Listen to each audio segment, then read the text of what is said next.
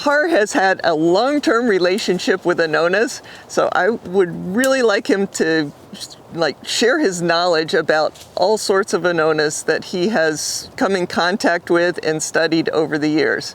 So here's Har. I'm standing by an Atemoya tree.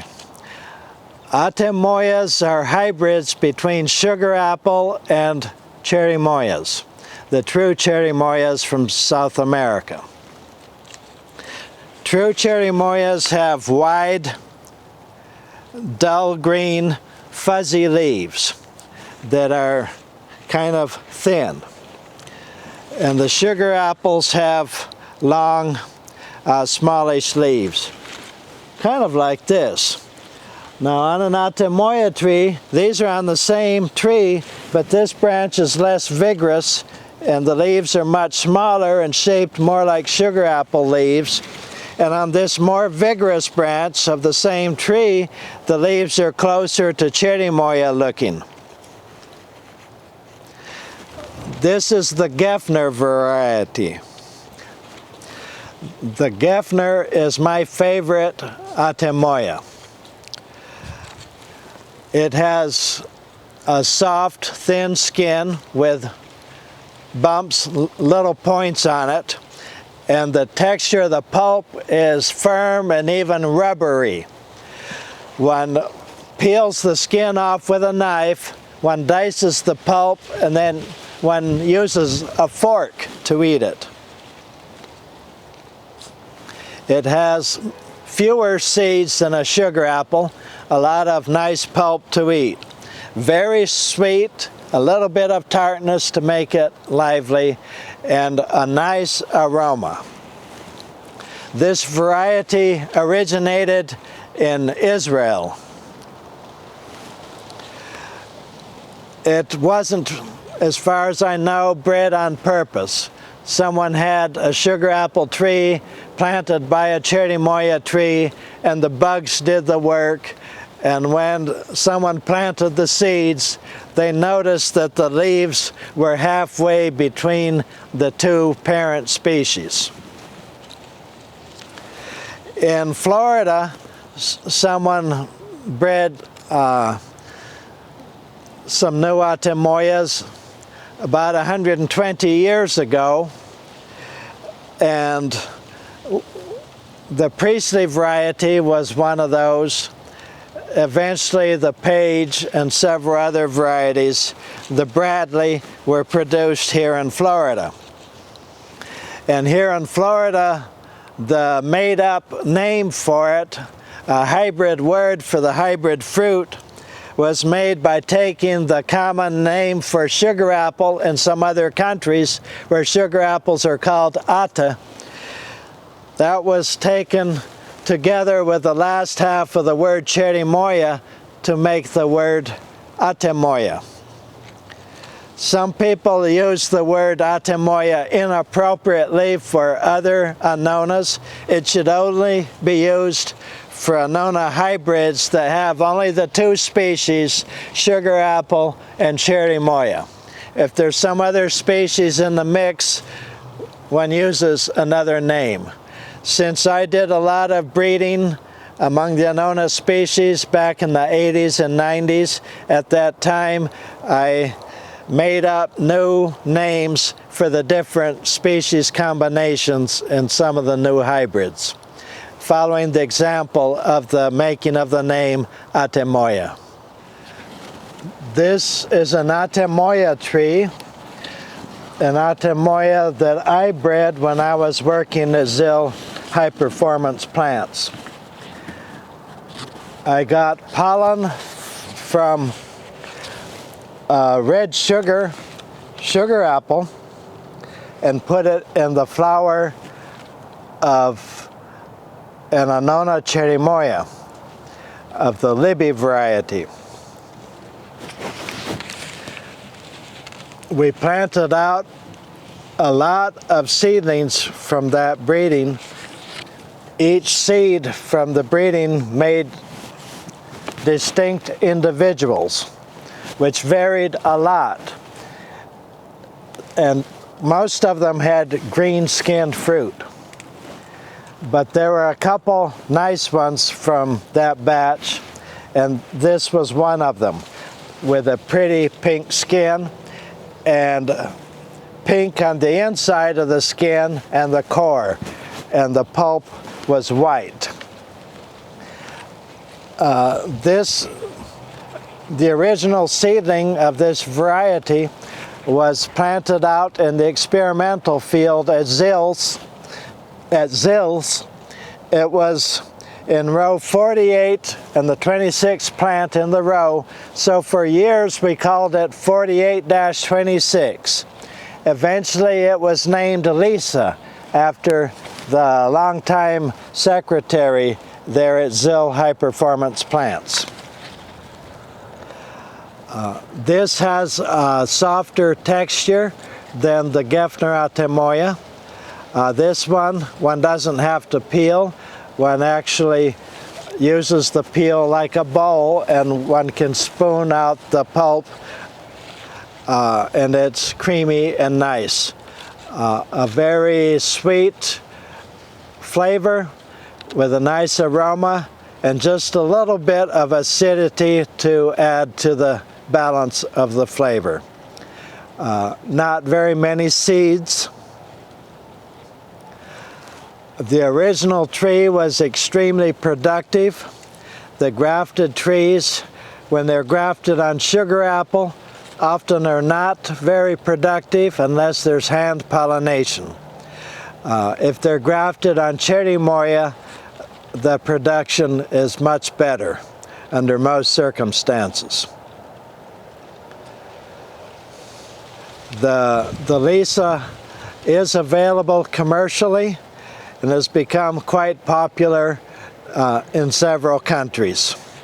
It now competes with the Gefner and some other Atemoya varieties here in Florida and California and some other places. In Australia, they have some fine new Atemoyas out there that I've seen pictures of and heard good things about, but none of us here in Florida have gotten those varieties here yet. It might be hard to get here. Might be hard for the Australians to let them out, and to bring stuff into the country one needs special paperwork and quarantine procedures. This variety resulted, so I hear, from my breeding work at Zills. Sometimes we had too many hybrid seedlings for the space in the experimental field, so we would use some of the hybrid seedlings as rootstock to graft onto. And one of our favorite customers, Mr. Bob Murray, bought sugar apple grafted onto this, a red sugar apple. And later it so happened that cold weather killed the sugar apple down to the graft union, and the rootstock from below the graft union sprouted up and produced this tree. Bob and Vivian Murray let it grow for several years until it fruited, and they liked it a lot. The first time the tree fruited was in 1997, and so they called it 97-1 because it was the first new fruit on their property in 1997. It's now been decided here at Truly Tropical that might as well call it Murray, since it fruited at the property of Bob Murray and Vivian Murray, who had the Treehouse Nursery on Pine Island. Sadly, they're no longer with us. This is an excellent flavored Atemoya. The fruit have tended to be small and kind of ugly, often with anthracnose spots. but admittedly we haven't been giving it any special care here, so it's not been highly fruitful, or the fruit haven't been big. If it had fertilizer and irrigation and spraying and so on, it might be much bigger. But there's been nothing wrong with the flavor. The flavor's been phenomenally good. At least as good as Gefner, and probably even better. Atemoyas on cherimola rootstock need to be in well-drained soil. They can take many types of soil reasonably well, as long as it's not swampy. Temperature-wise, they can take down to about 26 degrees when trees are sizable and well hardened up like this. There will be quite a bit of damage on the tree if it gets down to 26 degrees, but the tree will usually survive and sprout back out if that temperature didn't last for very many hours.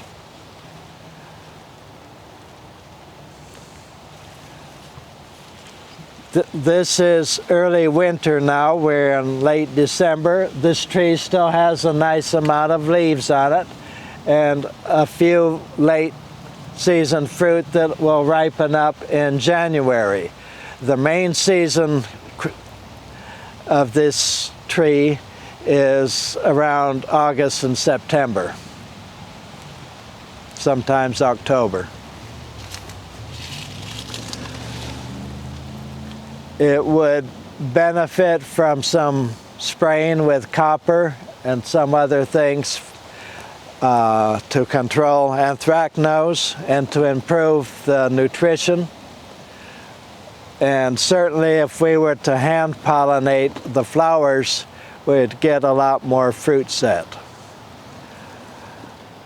Another thing that could be done is bringing kitchen scraps into open buckets under the tree in the shade, so that beetles can lay their eggs in the rotting citrus fruit and other large fruit scraps and multiply, so that the tiny beetles then come up into the flowers to eat pollen and spread pollen that sticks to their bodies to the next flowers that they go to. Usually Atemoyas lose their leaves or have just a few very ratty leaves on them by February. So February is usually the best time to prune. You can see better what you're doing, and you're not harming the tree's energy levels much by cutting off the remaining leaves at that time. You get much more vigorous growth if you cut out a lot of the little branches. A branch like this that's rubbing on other stuff, I would take all the way off. These branches could be cut here, here. This could be cut here, bottom one's off, and so on. And then they'll burst out with very vigorous new growth, like these did from last year. See, this was cut here, and we got 4 nice branches there. If you leave everything and don't prune it, each year the branches are smaller and smaller, and you end up with very weak little twigs like this. When most of the tree is like that, you're not going to get much production. The flowers are on new growth. So when this came out here, it had flowers right here. And I don't see a flower mark on this, but flowers near the base of new branches are the ones that, if you hand pollinate those. If there are other flowers further out, you don't. You don't want fruits that are so far out in branches that they bring the branches down to the ground, or that get moving too much in storms and end up getting thrown off while they're still green. A tree like this should have several pounds of fertilizer spread under it and the same distance out beyond the branches, calcium sulfate, and a full fertilizer mix with nitrogen and all the other nutrients.